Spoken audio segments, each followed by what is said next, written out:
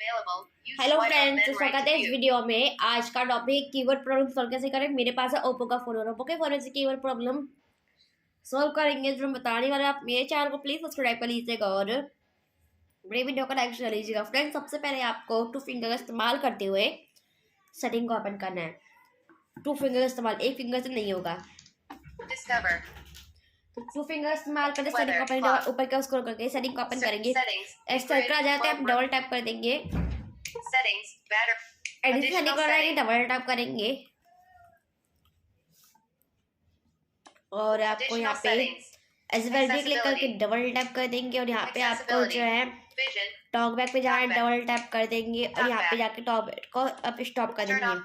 Friends, ऐसे अपने phone में टॉकबैक प्रॉब्लम सॉल्व कर सकते हैं। फ्रेंड्स, आई होप आपको टॉकबैक प्रॉब्लम सॉल्व करना आ गया होगा। तो प्लीज़ आप मेरे चैनल को सब्सक्राइब कर लीजिएगा और मेरे वीडियो को लाइक और शेयर कर लीजिएगा। फ्रेंड्स, मिलते हैं नेक्स्ट वीडियो में, तब तक के लिए नमस्कार।